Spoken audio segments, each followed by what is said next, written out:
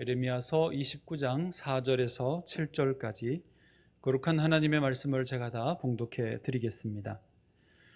만군의 하나님, 만군의 여호와 이스라엘의 하나님께서 예루살렘에서 바벨론으로 사로잡혀 가게 한 모든 포로에게 이와 같이 말씀하시니라.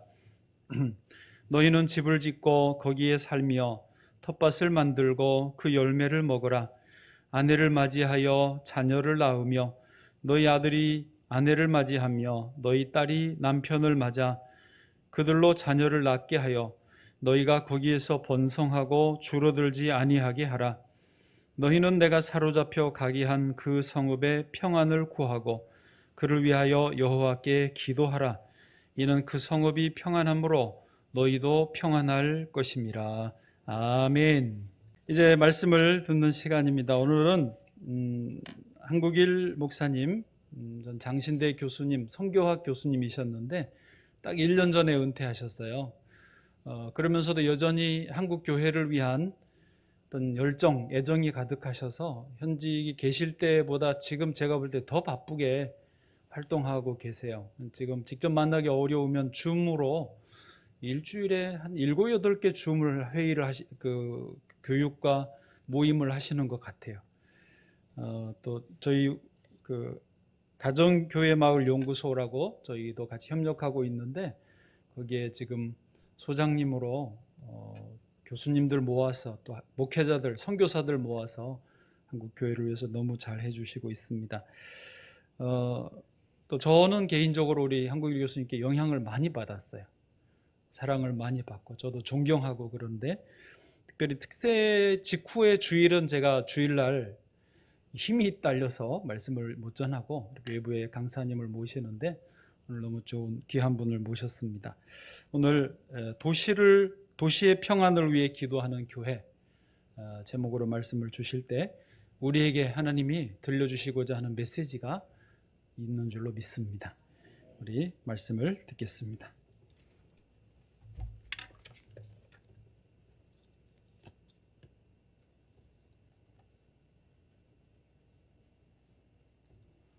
오늘 집사님이 부르신 찬송은 저는 처음 듣는 복음성가인데 굉장히 감동적이고 아주 찬양이 참 좋았습니다. 옆에서 목사님 찬송 부르는 거 들어보니까 목사님도 찬송을 굉장히 잘하시던데 우리 또 이렇게 찬송을 잘하시는 집사님들이 계시네요. 오래전에 이 교회에서 한번 설교한 적이 있어요. 근데 하도 오래돼가지고 몇 년 전에 왔나 헤아려 보는데 아마 이 교회 이사하고 나서 직후니까 거의 뭐 7년, 6년 전 꽤 오래된 것 같습니다. 다시 여러분 오늘 만나게 돼서 반갑고요. 주보 뒤에 그 가정교회 마을, 그래서 우리가 가교마 연구소 그렇게 하는데 은퇴하기 몇 년 전에 이 연구소를 다른 교수님들이랑 같이 세웠어요. 그래서 우리 지역교회가 다음 세대인 가정과 아이들을 어떻게 잘 양육할지, 그래서 기독교 교육과 교수님들도 계시고 그 다음에 교회가 어떻게 지역사회와 마을을 잘 섬겨서 마을 속에 하나님의 나라를 이루어갈 수 있을지 그런 뜻을 가지고 가정교회 마을 연구소 해서 지금 열심히 아까 우리 목사님 말씀하신 것처럼 코로나 시대에 오히려 더 저는 활발한 것 같습니다. 아까 여러분 교회도 광고 들어보니까 코로나 시대에 거의 안 하는 게 없는 것 같은데 금요일날 기도회까지 하고 구역 예배 뭐 보니까 코로나 때문에 전혀 교회가 위축되지 않아요. 모이시는 숫자만 조금 줄어들 뿐. 저도 코로나로 인해서 오히려 도움을 받아가지고 제 연구실에서 전국에 있는 목사님들, 왜냐하면 한국에는 그 지역교회가 중요한데 지역교회에는 목사님들의 역량이 굉장히 중요하잖아요. 그래서 그 목사님들 어려울 때 격려하고 지지하고 또 어떤 목회관을 가지고 있을 수 있을까. 그다음에 오늘 말씀드리려고 하는 지역사회와 또 어떤 이제 연관을 가지고 활발하게 협력을 해야 될까. 그래서 줌으로 하니까 뭐 지난 학기도 하고 이번 학기도 또 목사님 팀, 그 다음에 장로님과 여전도회 팀, 뭐 그리고 또 우리 한국 교회가 배출한 젊은 목사님들 중에서 이제 전 세계 선교사로 나가 있지만은 특별히 유럽에 있는 교회, 서구 교회, 현지 교회 목회하는 젊은 목사들도 있어요. 우리 때는 아마 그런 거 생각도 못 했는데 그래가지고 30대, 40대 목사가 런던에서 영국 교회 목사, 그것도 또 두 교회, 독일에서 태어나서 어머니가 간호사로 활동하셨는데 태어나서 대학까지 다니다가 한국에 와서 이제 다시 장신대에서 공부해가지고 뭐 독일 말을 독일 사람처럼 하니까 독일 교회가 이제 목사가 부족한 자리에 들어갔어요.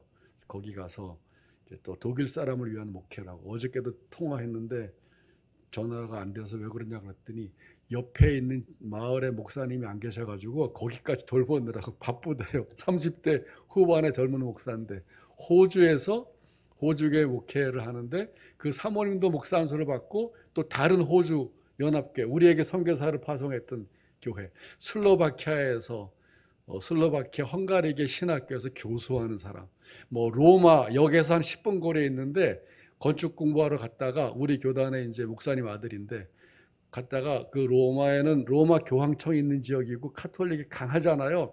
개신교는 정말 소수 중에 소수인데 그 개신교회 예배당에 갔더니 이제 로마에서 청년이 예배에 꼬박꼬박 나오는 사람을 찾아볼 수가 없거든. 그러니까 한국 사람인데도 너 여기서 신학을 하고 로마에서 이제 나를 이어가지고 목회하면 어떻겠냐. 또 그분이 여기서는 신학을 안 했는데 거기 가서 건축학 하려고 공부하러 갔다가 또 그 말을 듣고 해가지고 지금 거의 뭐 30년 이상 체류하면서 로마인들을 중심으로 목회하는 사람. 또 그 사이는 네덜란드에서 깜페 내서 네덜란드. 놀라운 사람들이죠. 이분들 다 줌으로 할 수 있어요. 코로나가 아니었으면 상상도 못할 일인데 다 다녀야 되는데 제 방에서 정기적으로 이런 분들을 만나서 이제 같이 어떻게 이 우리나라도 목회가 힘들지만 훨씬 더 힘든 서구 교회에 꺼져가는 불길을 살릴 수 있을까? 그래서 여러분들은 그냥 개인 목회하는 게 아니라 그동안 한국 교회가 축적되어 온 영성과 신앙을 가지고 지금 거기에 가는 건데 하나님 한국 교회 주시는 이 영성 또 열정을 어떻게 이제 서구 교회를 돕고 회복하고 또 살리는 일에 할 수 있을까? 그래서 이제 힘을 모으는 거죠. 왜냐하면 힘을 안 모으면 혼자서 하다가 지쳐가지고 탈진하고 쓰러지니까 더더군다나 젊은 목사들이라 그래서 정기적으로 모아서 이제 서로 같이 그런 모임을 하고 있어요. 이런 부분들을 이제 가정교회 마을연구소에서 같이 하고 또 우리 이양재 목사님의 여러분의 교회도 또 지역과 세상과 함께하는 그런 교회의 뜻을 같이 해서 이 뜻으로 한국 교회를 섬기고 또 세계 교회를 섬기는 일을 같이 해나가고 있는데 그동안 여러분들이 또 기도도 하고 또 후원도 해주셔서 먼저 감사를 제가 드립니다. 코로나로 인해서 전 세계가 지금 어려운데 아마 역사상 이렇게 전 세계가 동시적으로 어려운 일은 거의 없을 거예요. 그동안은 서로 교류가 활발하지 않았기 때문에 지역별로 어렵죠. 1900년대 초에 스페인 독감이 유명하고 많은 사람이 죽었지만 그건 스페인 지역에 돼 있고 또 14세기에 유럽의 패스트도 유럽 지역만 제한되어 있었는데 오늘날의 코로나는 막 전 세계에 확산돼서 사람들이 다 어려움을 이제 겪고 있어요. 그런 어려움 가운데 한국 교회도 예외적이지 않습니다. 예배 드리는 것도 제한을 받고 전에 상상도 못했던 지금 경험들을 하고 있잖아요. 저희는 이제 양수리 쪽에 서정에 있는데 우리 손주들이랑 같이 살고 있어요. 손주들이 주일날 예배 드리러 가려고 그러면은 그 전에 신청을 해야 돼요. 예배 신청한다는 거 상상해 보셨어요? 전에 없는 새로운 경험들. 정말 비정상적인 사회에서 살고 있는데 그렇지만 우리가 이걸 어떻게 이제 잘 또 적응도 하고 극복도 할 수 있을까가 이제 우리 모든 사회가 또 교회들이 이제 잘 안고 있는 그런 과제 중에 하나이기도 합니다. 코로나가 많은 경우에 일상생활을 위축하긴 했지만 아까 말씀드린 것처럼 또 긍정적인 부분들도 있습니다. 그 중에 하나가 이제 그 본질적인 부분을 거품들과 현상들을 다 제치고 본질적인 부분들을 잘 주목하고 회복하게 하는 그런 이제 계기가 있는 것 같아요. 우리 한국 교회를 보면은 한국 교회가 135, 6년 전에 복음을 처음에 받아들였을 때 그때 기독교는 이제 처음이지만 이미 다른 종교가 있었잖아요. 불교도 있었고 유교도 있었고 또 토착 종교들도 있었어요. 샤머니즘도 있었고 또 한국 사람들이 굉장히 종교적 사람이라 뭔가 아무거래도 하나를 붙잡고 이제 섬기는 사람들인데 기독교가 뒤늦게 들어왔죠. 그러니까 뭔가 예수를 믿으려면 기성 종교에서 나와야 되는 거잖아요. 그러니까 다시 말하면 모든 사회가 전부 하나씩 종교가 있는 종교 사회 속에서 이제 예수님을 믿고 교회를 다니려고 하다 보니까 교회가 굉장히 중요한 현장이 됐고, 그런 점에서 한국 교회는 처음부터 모이는 교회의 성격을 강하게 가지고 있어요. 교회가 이제 모이기도 하고 또 흩어져서 전도하고 복음을 실천해서 살아내는 그 두 가지의 본질적인 면이 있는데, 한국 교회는 그동안에 모이는 부분을 굉장히 강조했습니다. 그리고 예배를 드리는 것도 아마 세계에서 제일 많이 예배를 드릴 거예요.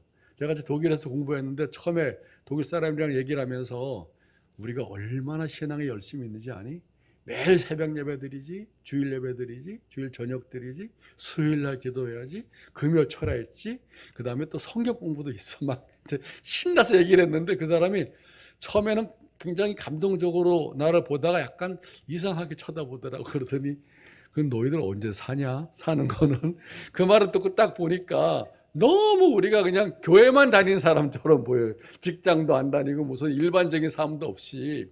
근데 그럴 정도로 열심히 교회에 모여서 예배를 드리고 있습니다. 그러다 보니까 한국 교회 교회관이, 교회 이미지가 어떻게 형성되냐면은 여러분 잘 아시는 것처럼 구원의 방주적인 교회론이 굉장히 강해요. 일반적으로. 그래서 방주 이미지처럼 방주 바깥은 물로 떠내려가서 멸망이잖아요. 오로지 구원을 얻으려면 교회로 와야 되는 거지. 방주적인 교회론.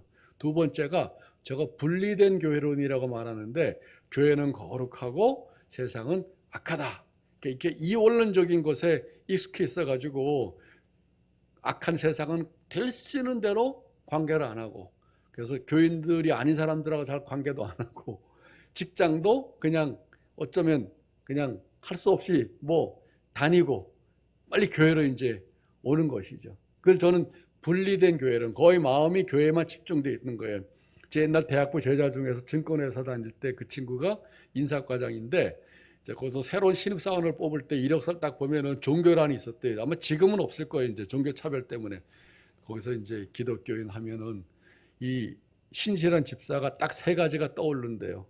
뭐냐면 첫째, 기독교인 까다롭겠구나. 자기도 기독교인이면서 까다로운, 따지고 막 이런 까다로운 사람으로 들리나. 두 번째, 직장에서 교회 일 많이 하겠구나. 세 번째, 땡 하면 제일 먼저 퇴근하겠구나. 이 같은 기독교인인데 기독교에 대한 이미지가 이래요. 왜 그럴까요? 우리 신앙생활을 너무 교회 중심적으로 하다 보니까 세계관 자체도 교회 중심적으로 형성이 되니까 세상에서의 삶을 적극적이 아니라 소극적으로 살아가는 거예요. 마지못해 세상에 하나님께서 우리에게 주신 소명의 현장이라고 생각을 하고 예배 드리고 힘을 얻어서 그 다음에 세상에 나가서 한 주간 열심히 살아야 되는데, 한 주간 마지못해서 약한 세상에서 내가 끌려가지 말고 그냥 어쨌든 살고, 예수 믿는 사람이랑도 깊이 사귀지 말고, 그리고 이제 교회 들어와서 숨통이 트이는 거죠. 이게 이제 우리에게 되게 익숙한 교회 이미지예요. 그러다 보니 세 번째, 건물 중심의 교회론이 형성됐어요. 왜냐하면 교회 건물 말고는 기독교적인 영향을 받을 곳이 거의 없으니까. 그러니까 오래된 역사를 가지고 있는 나라는 그렇지가 않아요.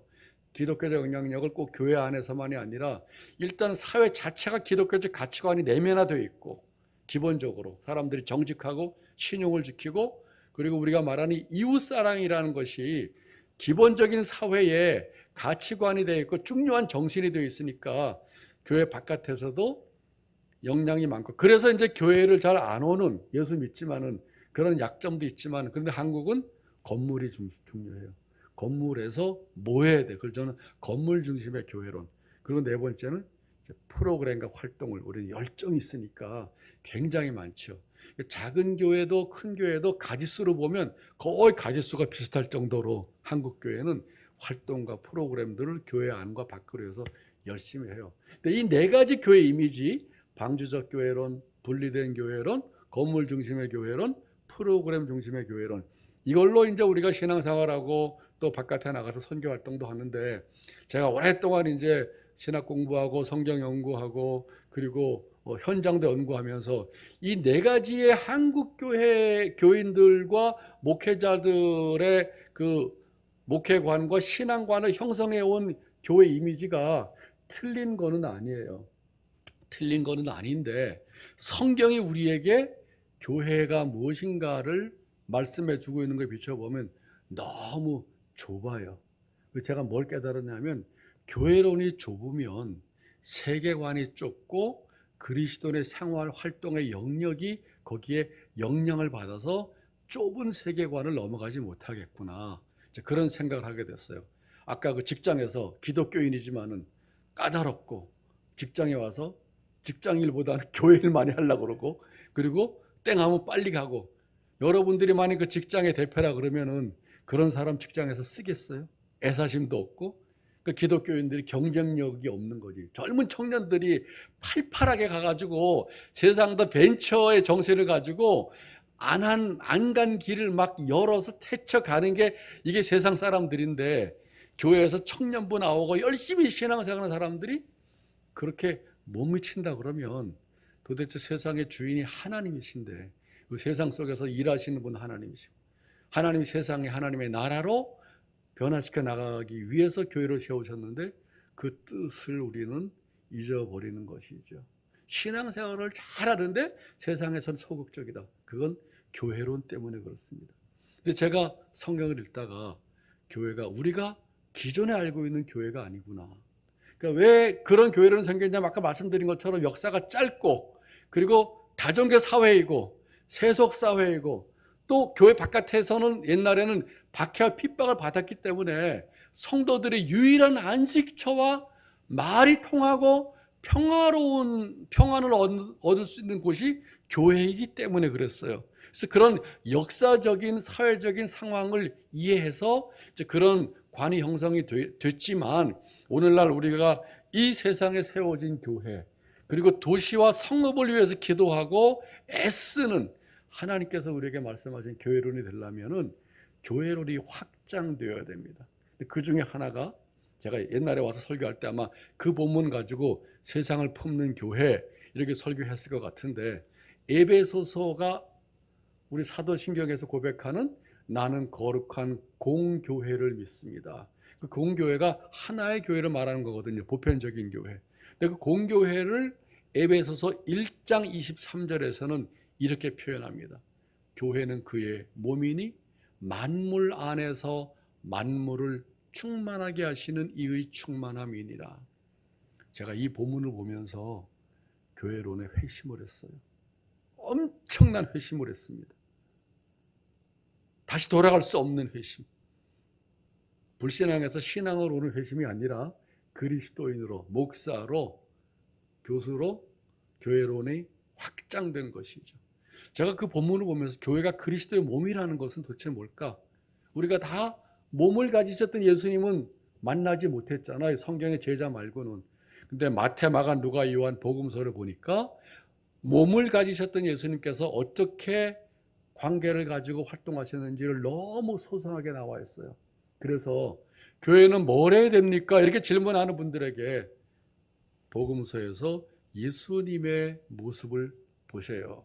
저기 마태복음 5장 13절에서 16절도 예수님께서 세상에 계시면서 그렇게 사셨고 그렇게 존재하고 활동하라고 하신 말씀이에요. 세상의 소금이 되라, 세상의 빛이 되라. 그걸 압축하면은 세 가지로 압축할 수 있습니다. 예수님의 엄청나게 많은 말씀과 내용들을 첫째는 코이노니아, 교제예요. 근데 예수님은 그 교제를 아주 경건하게 보이는 유대인들 안에 제한하지 않았다는 것이죠. 오히려 가장 경건한 바리새인들의 위선적인 부분을 책망을 하면서 바리새인들이 가장 멸시하는 세리, 창기, 이방인, 불치병 환자들, 사회적인 부적응자들 이런 사람들을 마태복음 25장에 자기 자신과 동일시하면서 그들과 교제의 폭을 넓혔기 때문에 그것 때문에 예수님이 미움을 받은 것이죠. 다시 말하면 교인은 교인하고만 교제하지 않았다는 거예요. 복음서를 다시 한번 잘 읽어보세요. 코이노니아, 두 번째가 디아코니아입니다. 봉사와 섬김. 사람들을 예수님은 섬기셨어요. 어떻게? 생명을 다해서 섬기셨죠. 그게 예수님이 세상에 오신 이유이고 목적이기 때문에 나는 너희를 섬기러 왔다. 누가 높으냐라고 논쟁할 때 마가복음 10장 이제 에서 보면은 42절에서 45절 보면은 나는 내 목숨을 다해서 너희를 섬기러 왔다. 그 섬기는 게 오늘날로 말하면 봉사입니다. 실천이죠. 그것을 예수님은 경건한 유대인 공동체 안에서 하지 않으셨어요. 사람들이 멸시하고 경시하고 만나지 않는 그런 사람들, 불신자들, 또 그 당시 이방인 지역처럼 사람들이 생각했던 갈릴리 지역에 문둥병 환자들, 창기, 이런 세상 속에 깊이 들어가서 예수님께서 사랑을 구체적으로 실천하셨어요. 먹이시고 고치시고 친구가 되시고 위로하시고. 예수님의 두 번째 사역이고, 세 번째가 케리그마입니다. 하나님 나라의 말씀을 선포하셨어요. 예수님의 하나님 나라의 선포는 사람들과의 교제와 사람들을 섬기는 내용과 다 연관되어 있습니다. 그래서 저는 옛날에는 케리그마를 제일 우선적으로 뒀어요. 또 한국교회는 전도를 제일 열심히 하니까. 우리는 불신 사회이기 때문에 전도하고 예수 믿게 하는 게 너무 중요하죠. 근데 다시 복음서를 보니까 예수님은 케리그마가 아니라 먼저 사람들 속으로 들어갔어요. 사람들을 사귀고 교제 영역을 넓히고, 그리고 사람들을 섬기고 봉사하고 몸으로 말을 하고, 그리고 입술로 말로 그걸 설명하고 계신 것이죠. 그러니까 너희는 세상의 소금이다, 너희는 세상의 빛이다 라고 말씀으로 하신 게 아니라 그렇게 사람들에게 빛으로 소금으로 보여주시고 경험하게 하시고, 그리고 그걸 말씀으로 증거하시고 가르치셨습니다. 그래서 제가 유심히 보니까 어떤 때는 코이노니아가 먼저, 어떤 때는 디아코니아가 먼저, 어떤 때는 케리그마가 먼저인데 막 세 가지가 뒤엉켰어요. 여러분 다시 이제 복음서를 잘 보세요. 저는 복음서를 계속 반복해서 봅니다. 거기서 예수님의 말씀만이 아니라 예수님을 발견하는 것이죠. 그 예수를 발견해야 그게 바로 우리 교회의 원형입니다. 그게 바로 교회는 그의 몸이다라고 하는 얘기죠. 예수님은 지금 영으로 계시지만 세상에 보이는 걸로는 뭘로 계시죠? 교회를 통해서 세상에 현존하시고 활동하고 계시는 것이죠. 그것을 어떻게 가능하게 하느냐 하면은 후반부의 말씀 때문에 그래요. 교회는 그의 몸이니, 그 다음에 나오는 말씀이 만물 안에서 만물을 충만하게 하시는 이의 충만함이라. 제가 거기서 충격을 받았어요. 예수님이 품고 있는 영역은 건물 교회가 아니구나. 우리 교단도 아니고 개교회도 아니고, 예수님의 활동 영역은 어디예요? 만물, 전 세상이죠. 하나님이 세상을 이처럼 사랑하사 독생자를 주셨으니 라고 하는 말씀하고 딱 맞아떨어져요. 유대인들은 하나님은 유대인을 이처럼 사랑하셔 라고 기대했겠지만은 예수님은 유대인과 이방인을 통틀어서 경계선을 넘어서 세상은 자꾸 경계선을 만들어서 나라와 민족과 부족과 혈연, 학연, 지연으로 자꾸 경계선을 만들고, 그 경계 안에 있는 사람끼리는 돈독한데 바깥의 사람들은 서로 이제 경원시하거나 적대시하는 관계를 갖는 게, 그게 우리 인간의 본성이라면 예수님은 모든 경계를 넘어서서 세상을 이처럼 사랑하시는 아버지의 뜻을 직접 보여주시고 행하기 위해서 오셨잖아요. 그 말씀과 일맥상통하게 교회는 만물 안에서 만물을 충만하게 하시는 예수님의 충만함이에요. 그걸 압축하면 이렇게 됩니다. 교회는 그리스도의 몸이요, 교회는 그리스도의 충만함입니다. 충만함이란 말은 전부라는 걸 말하는 거예요. 근데 그 충만함이 이루어진 현장은 결코 교회 건물 안이 아닙니다.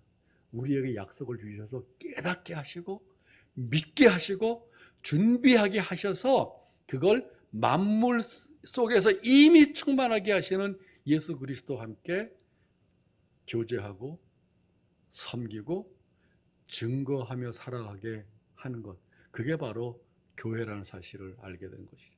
그래서 2018년도에 우리 교단이 지금 앞서가면서 아마 다른 교단이 이제 그걸 하는 것 같은데, 거룩한 교회 다시 세상 속으로. 그 기억하시죠? 표 2018년도에 그동안 우리 너무 세상으로부터 분리가 돼서 분리된 이 광주 교회론을 너무 강조했는데 이게 교회가 아니구나 해가지고 그때부터 우리 교단이, 지금 많은 교단들도 올해는 침례교회가 그걸 하더라고요. 합동 측도 거룩한 교회 구별됐지만 다시 세상 속으로 들어가요. 세상 속에 들어가는 이유가 뭡니까? 이미 만물 안에서 만물을 충만하게 하시는 예수 그리스도의 충만함, 그게 바로 교회이기 때문에 그런 것이죠. 전 전반부도 감동적이지만은 후반부에 엄청난 충격을 받았고, 그래서 제가 그 말씀을 이제 아마존에서 책을 빌려 구입해가지고 연구하고 그 말씀 한 절 가지고 3개월 동안 묵상했어요. 여러분 그런 적 있으세요? 한 절에 뭐 그렇게 묵상할 게 있나? 묵상할수록 속에서 막 그 말씀에 대한 의미가 퍼져나오고, 이미 알고 있는 성경이랑 막 이렇게 가지를 쳐가지고 쫙 확장돼 가면서 넓어지고 깊어지고 든든해지고, 결국 이제 그 말씀을 통해서 성경 전체를 새롭게 보면서 한국교회도 새롭게 보기 시작하고, 그리고 그것을 볼 뿐만 아니라 이제 현장을 다니면서 방문하고 연구하고 그걸 본격적으로 하려고 이제 가정교회 마을연구소를 이제 세우고, 목사님들이랑 지금 그런 신학적이고 목회적인 일들을 같이 해나가는 것이죠. 이게 바로 교회입니다. 그리스도인은 여기에 모여있는 사람이 아니라 모여있지만 우리는 세상을 향해서 넓은 마음을 가지고 기도하고 품고 그리고 살아가는 사람이, 그게 바로 그리스도인. 누구보다도 우리의 세계관이, 우리의 생각의 범위가, 우리 활동의 넓이가 넓어져야 돼요. 그게 바로 교회이기 때문에. 교회는 건물이 아니고, 교회는 교파가 아니고, 교회는 조직이 아닙니다. 매주마다 사도신경을 고백할 때마다 항상 기억하셔야 돼요. 나는 거룩한 공교회를 믿습니다. 그 거룩한 공교회란 말이 무슨 의미인가? 내가 고백하고 내가 속해 있는 그런 교회, 그게 바로 만물 안에서 만물을 충만하게 하는 예수 그리스도의 몸으로서의 하나의 보편적인 교회를 의미하는 것이죠. 우리는 거기에 속해 있는 지체들입니다. 그래서 교회를 향해서 주시는 놀라운 하나님의 약속이 바로 구체적인 지역교회와 지역교회 성도들의 삶을 통해서 이루어진다고 하는 것이죠. 그러니까 교회가 그리스도의 몸이요, 여러분을 통해서 이 땅에 예수님의 살아계실 때 일들이 지속되는 것이고, 그의 생명의 충만함이 여러분의 교회를 통해서 만물 속에서 진행되는 것이죠. 이게 바로 그리스도인의 새로운 신분이자 정체성이고 존재 이유이기도 하고 목적이기도 합니다. 얼마나 놀라워요. 제가 흥분 안 하게 됐어요. 그래서 제가 처음 교회 가서 설교할 때는 항상 이 본문을 가지고, 에베소서 1장 2, 3절 제목 세계를 품는 교회, 일단 그걸로 먼저 한번 해야 돼. 그래서 기존의 방주적 교회론, 분리된 교회론, 건물 중심의 교회론, 프로그램 중심의 교회론으로 딱 좁혀 있는 이 교회론을 넓혀서 기초공사를 다시 하고, 그 관점에서 성경을 보니까 성경이 얼마나 놀라운 하나님의 말씀인지 알게 되는 것이죠. 오늘 본문이 바로 그걸 우리에게 보여주고 있습니다. 본문 예레미야서 무슨 얘기예요? 이스라엘 백성들이 그렇게 하나님 앞에서 바로 서고 우상을 섬기지 말라고 했음에도 불구하고 끊임없이 우상을 섬겼어요. 구약을 보면서 위로를 받을 때가 많습니다. 뭐냐면은 하나님의 구약에서 유일하게 택한 백성도 이 정도밖에 안 되는구나. 그리고 11개 상하 보면은 칭찬받은 왕이 딱 2명밖에 없는 것 같아요. 다윗도 물론 엄청난 실수를 했지만은 그 다음에 개혁했던 요시야 왕하고, 그리고 히스기야, 나머지는 전부 하나님을 떠났습니다. 근데 그 우상 숭배라는 게 그 당시에는 형상을 세웠지만 신약 시대에 와서 바울은 뭐라고 말하는지 아세요? 골로새서 3장 8절에 보면 탐심이라고 말합니다. 결국은 우상이라는 것은 하나님 말고 다른 것을 자기의 신으로 섬기는 건데, 왜 신으로 섬기겠어요? 욕망과 탐심을 실천시켜 준다고 하기 때문에 섬기는 것이죠. 그러니까 우상은 단순한 형상이 아닙니다. 옛날에는 형상으로 얘기하고 형상을 때려 부시면은 우상을 부신다고 말했지만 우리 마음 속에 있는 우상을 사실은 없애버려야 돼요. 그게 끊임없이 우리 속에 들어있는 탐심과 유혹입니다. 그래서 그 유명한 종교개혁자가 뭐라고 말했냐면 모든 사람들 마음속에 하나님이 있다, 신이 있다. 뭐냐 도대체? 내 마음이 어디에 걸려 있는지 그게 그 사람에게 신이다, 이렇게 얘기했어요. 너무나 정확한 얘기예요. 우리가 와서 예배를 드리고 하나님을 예배하지만 실제적으로 내 삶 속에서 내 비중이 어디에 걸려 있는지 그거를 우리가 하나님 앞에서 성찰하면 내가 지금 우상을 섬기는지 섬기지 않는지를 알게 되는 것이죠. 이스라엘은 계속 우상을 섬겼어요. 결국 기원전 722년에 북왕국 이스라엘이 망하고 기원전 587년에 거기 북왕국은 아수르에게 망했어요. 그리고 이제 그 기원전 587년에는 남왕국 유다가 아수르를 정복한 바벨론에 의해서 망한 거죠. 바벨론이 지금 어딘지 아세요? 이라크입니다. 이라크. 저는 이제 그 지도 보면서 지금 여기 보면은 이라크 바벨론의 포로로 잡혀간 사람들에게 쓴 편지거든요. 예레미야를 통해서. 제가 지도를 계속 보면서 여러분도 아직 꺼내보세요. 이라크 옆에는 또 이란이 있잖아요. 이건 파샤라 그러는데 페르시아. 나중에 이 바벨론도 또 페르시아에 의해서 망하게 되고 그래서 고레스 왕이 다시 포로를 귀환시켜서 이제 돌아오게 되잖아요. 근데 지금은 아직 그 일이 일어나기 전 이야기예요. 거기에 포로를 잡혀갔는데 이 팔레스타인 지역에서 걸어가지고 북쪽으로 해서 저 이라크까지 가려면 정말 얼마나 많은 시간이 걸렸을까 그런 생각도 한번 해봤어요. 이 본문을 읽으면서 다 가족이랑 그때 뭐 마차가 있어요, 말이 있어요. 무작정 걸어가는 거지. 걸어가다가 얼마나 많은 사람들이 죽었는지도 모르겠어요. 어쨌든 거기에 가 있는 사람들인데 그 사람들에게 이제 그 포로들에게 하나님께서 예레미야를 통해서 편지를 보내라고 하셨어요. 아, 하나님의 예언은 편지를 통해서도 가능하구나.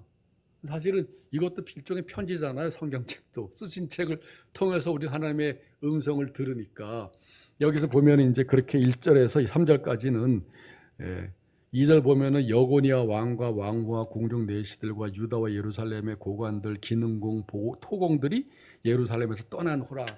그러니까 뭐 귀족층부터 시작해서 왕족부터 시작해서 평범한 시민들까지 모조리 잡아가지고 바벨론 포로로 데려가서 거기서 일시키고 대신 이쪽은 또 딴 사람들을 데리고 와서 여기다가 살게 해서 이스라엘을 막 섞어버리는 정책을 바벨론에 쓴 것이죠.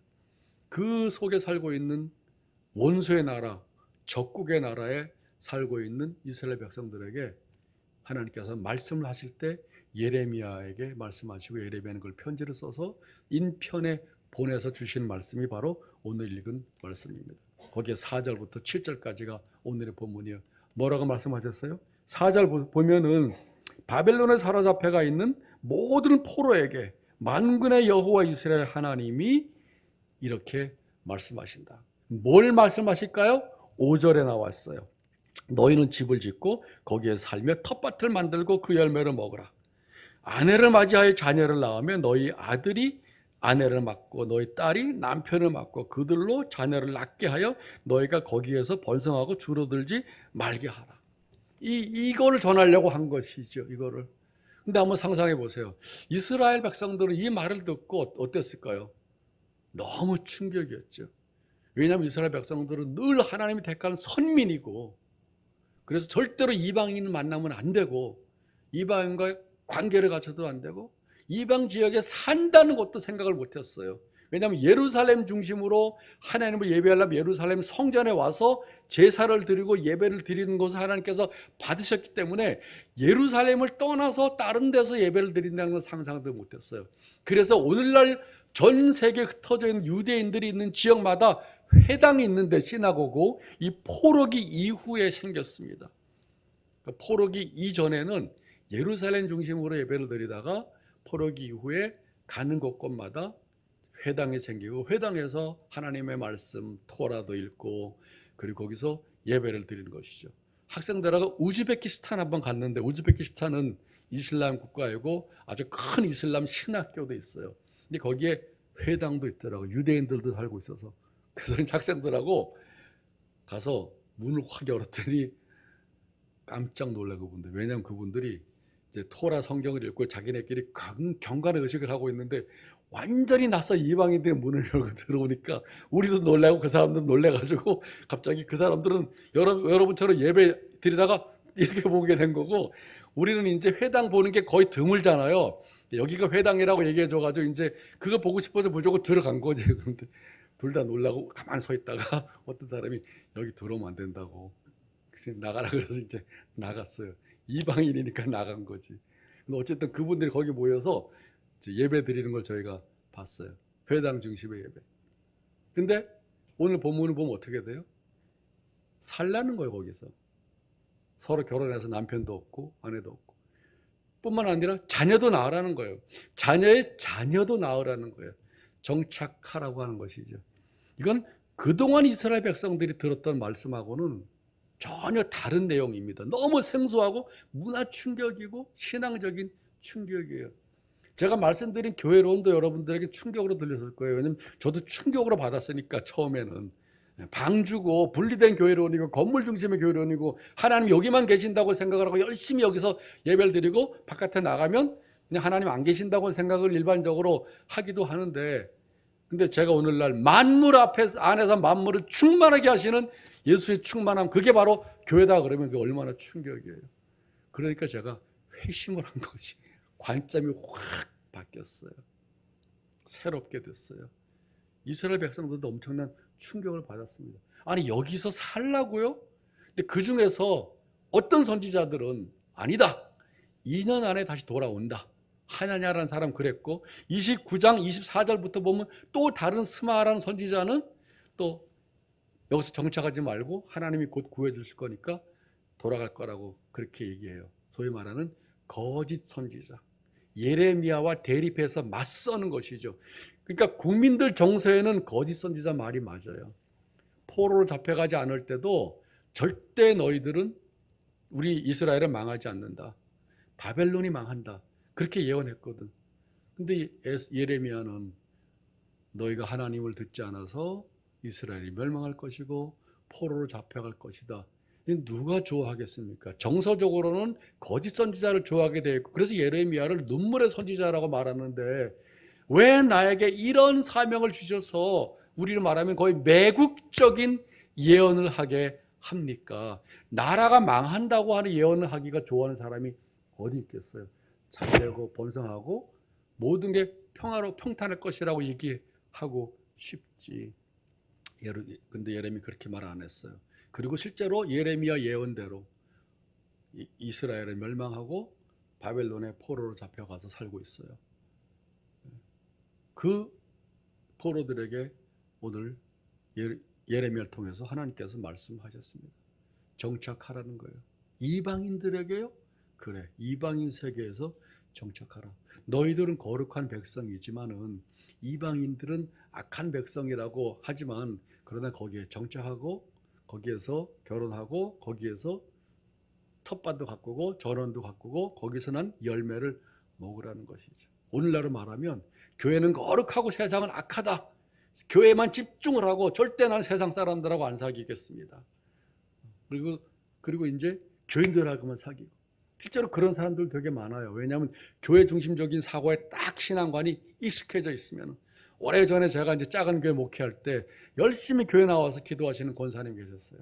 그때 집사님이셨는데, 집사님 교회 나오셔서 기도하시는 건 너무 좋은데 이제 평일날은 아파트에서 안 믿는 분하고 같이 산책도 하고 약수터도 가시고 그렇게 좀 교제하세요. 그랬더니 그분이 정색하면서 이러시더라고. 정말 그래도 돼요? 그게 바로 우리 교인들의 정서입니다. 사실 위험 부담도 있어요. 왜냐하면 세상이 굉장히 세속적이잖아요. 가치관도 세속적이고 사는 방향성도 세속적이고, 그러니까 우리 교인들이 하나님 말씀대로 살려고 애를 쓰는 사람들이 자기 마음대로 살아가는 사람들하고 같이 어울린다는 게 이게 쉬운 일은 아닙니다.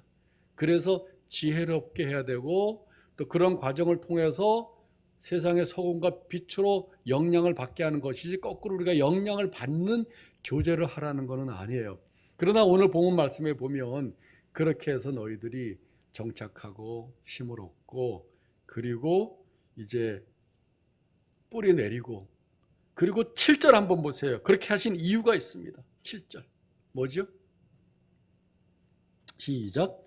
너희는 내가 사로잡혀 가게 한 그 성읍의 평안을 구하고 그를 위하여 여호와께 기도하라. 이는 그 성읍이 평안함으로 너희도 평안할 것임이니라.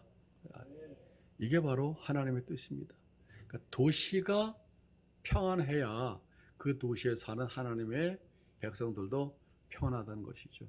저는 이거는 교회와 도시가 서로 분리할 수 없는 운명 공동체라고 그렇게 설명하고 싶어요. 옛날에 한창 7, 80년대 교회가 성장할 때는 세상에 대한 관심이 별로 없었어요. 세상은 그냥 물고기가 많은 것처럼 언제든지 가서 그물을 던지면 전도에 오는 막 엄청나게 교회가 성장했었으니까. 그래서 이런 교회를 어떤 목사님은 한국의 지역교회는 지역사회 전도는 하지만 지역사회에 관심은 없다. 이렇게 표현하기도 했어요. 단순한 전도의 대상으로만 여기게 된 것이죠. 교회는 교회고 너희는 너희다. 분리시켰어요. 이스라엘이 이스라엘이고 바벨론은 바벨론이다. 그런데 하나님의 말씀은 놀랍게도 그거를 뛰어넘는 거예요. 이 교회와 세상이 운명 공동체라는 걸 제가 사례를 연구하면서 확인하게 됐어요. 교회 학교 아이들이 점점 줄잖아요. 우리 교단에 지금 절반 정도가 없어졌는데, 근데 지방 학교가 없어지면은 교회 학교가 없어져요. 교회 학교가 없어지면 교회 다음 세대가 없어지기 때문에 교회 존재 자체도 위기를 받게 됩니다. 그러니까 교회 학교를 위해서라도 학교를 살리는 게 중요한 것이죠. 그래서 제가 보니까 충남의 보령의 어떤 목사님은 폐교 위기에 있는 학교를 살리려고 본인이 운전해가지고 스쿨버스 넓은 아이들을 데리고 와서 그 학교에 계속 살려가지고 오히려 학교가 유명한 학교가 되게 하는 그런 이제 목사님을 봤는데, 그걸 제가 보면서 교회 학교하고 일반 지역 학교하고는 서로 딱 연결돼 있구나. 만약 지역이 점점 지역 소멸 시대라 그러는데 지역이 점점 없어지게 되면 지역에 있는 교회들도 자연히 줄어들게 되는 것이죠. 그래서 저쪽 안성에 갔더니 어느 교회는 참 놀라운 비전을 가졌는데, 어른들은 전도해서 많이 오셨고 또 한 4km 떨어진 학교의 아이들을 열심히 전도해가지고 교회 학교도 50명이 됐는데 중간에 30, 40대, 50대가 없는 거예요. 그 자연적으로 인구가 부족하잖아요. 근데 그 목사님은 얼마나 놀라운 꿈을 꿨냐면 이 지역에 30, 40대를 유입하자. 근데 어디서 사람이 없는데, 근데 교인 중에서 가지고 있는 땅을 택지로 만들어가지고 거기에 그 인근 주변 도시에서 와서 예쁜 집들을 짓고 살게 하자는 놀라운 꿈을 꿨는데 이루어졌을까요? 이루어졌어요. 제가 가봤어요. 갔는데 정말 거기는 유럽 같은 완전히 새로운 전원 마을이 하나 생겼더라고요. 이 목사님의 상상할 수 없는 놀라운 비전이 그런 꿈들도 이루게 된 것이죠. 한마디로 말하면 지금 세상과 교회는 서로 분리할 수 없이 함께 갑니다. 거기에 우리가 끌려가는 게 아니라 오히려 더 적극적으로 하나님께서 교회의 평안만을 원하는 것이 아니라 세상의 평안을 원하시고 도시의 평안을 원하시고 지역의 평안을 원하신다는 것이죠. 왜냐하면 그것을 통해서 하나님의 백성들이 약해지지 않고 번성하기를 원하시기 때문에 그렇습니다. 기존에 너무 교회와 세상을 성격으로는 구분되는 것은 맞아요. 그러나 구분되는 이유는 모든 사람들이 근본적으로 이기적이고 자기중심적으로 살아갈 때 우리는 지역을 섬기고 뭔가 돕고 사랑을 나누려고 모인 사람이기 때문에 그런 생각을 가지고 실천하면서 살아가려고 노력하는 공동체라는 점에서 우리가 구별되는 것이지, 지리적으로 공간적으로 시간적으로 분리해서 구별되는 게 아니라는 것입니다. 세상을 바라보는 관점이 다르다는 것이죠. 그렇게 해서 양평에서 제 제자 하나가 교회를 시작했는데 아예 처음부터 지역을 섬기고 지역과 교제하려고 들어갔어요. 세상에 그런 공동체가 어디 있습니까? 40대 초반에. 그렇게 해서 교회당을 예쁘게 꾸몄는데, 교회를 꾸미기 전에 책방을 만들고 그리고 책방을 주일날 이제 예배를 드리는 공간으로 만들었어요. 예쁘게 꾸민 다음에 맘스 카페에다가 딱 올렸더니 맘스 카페에서 엄마들이 막 댓글을 달면서 이런 공간을 기다렸다고, 가보고 싶다고. 그러더니 막 엄마들이 오는 거예요. 제가 이제 자주 가보는데 우리 동네이기 때문에 너무 그림이 멋있어요. 아이들 와서 책 보고 젊은 엄마들은 커피를 우아하게 딱 마시면서 동네 엄마들하고 대화하는 그런 장소를 만들어 놓고, 남자들도 와서 모임도 갖고. 야, 시작한 지 얼마 안 되는데 굉장히 주중이 바쁘더라고. 주중이 바쁘기 시작하니까 시간 지나가면서 그 주중에서 열매가 생겨서 주일날도 예배 오는 사람이 있고, 신앙에 관심 없는 사람들이 성경을 배우고 싶어하고. 코로나 직전에 한 60명 정도가 모였어요. 그 작은 공간에서. 제가 그런 교회 모습을 보면서 과거에 성장할 때는 우리 너무 교회 안으로 모이는 쪽으로만 관심 갖고 세상은 세상으로 내버려 뒀지만, 성경도 그렇게 말씀하고 있을 뿐만 아니라 우리 시대의 교회의 존재 양식은 교회와 지역이 운명 공동체라는 의식을 가지고 있어야 되겠구나. 둘 다 하나님의 사랑과 축복 속에 거하고, 그리고 세상을 구원하기 위해서 하나님이 먼저 우리를 불러 모으셨기 때문에 구원이란 점에서도 그렇고, 그 하나님의 나라가 이루어지는 것도 우리의 예배를 통해서, 그리스도의 삶을 통해서 하나님의 나라가 이루어지지만, 하나님의 나라가 이루어지는 공간은 바로 교회를 포함한 세상 전체 만물 안에서 예수 그리스도의 생명이 실천되고, 그리고 하나님의 나라가 실현되는 것이기 때문에 그걸 위해서 교회를 부르시는 것이죠. 그것이 바로 성경이 오늘 예레미야서가 우리에게 말씀하시는 교회론이고 우리의 신앙관이기도 합니다. 일찍 와서 여러분, 저희 옆에 교육관에 공동체 마을을 위한 공간, 그 그림을 보고 너무 좋았어요. 사진을 찍고, 그다음에 4층 공간 쭉 오르락내리락 하면서 이 공간이 어떻게 이제 지역과 함께 사용되는 공간인가, 또 목사님의 얘기도 제가 듣고, 여러분 교회가 이미 세상을 향해서 열려 있고, 행복한 제자, 행복한 이웃, 이미 세상이 교회 안에 들어와 있잖아요. 그죠? 그리고 예배의 순서에 세상을 위한 중보기도 드리고, 이게 바로 교회의 참 모습입니다. 오늘날 교회가 어렵지만 어려운 가운데서 빛이 나는 교회들이 있어요. 큰 교회가 아닙니다. 작지만 살아 움직이는 교회, 영향력 있는 교회, 그 교회가 있어서 지역이 행복하게 하는 교회, 그게 바로 그리스도의 교회입니다. 명성비전교회의 이 놀라운 비전이 그렇게 실현될 수 있기를 바라고, 또 기대하고 기도하겠습니다. 하나님 아버지, 이곳에 귀한 교회를 세워주셔서 주의 몸된 교회를 세워주시고, 세상 안에서 세상을 충만하게 하는 그 충만으로 가득 채워주셔서 감사합니다. 이 놀라운 약속이 교회를 통해서, 성도의 삶을 통해서 이루어지게 하시고, 또 예레미야의 본문처럼 도시와 성읍의 평안을 위해서 기도하고 애씀으로 교회와 세상이 함께 하나님의 축복 가운데 거하게 하는 귀한 교회 성도가 되게 하여 주옵소서. 예수님 이름으로 기도했습니다.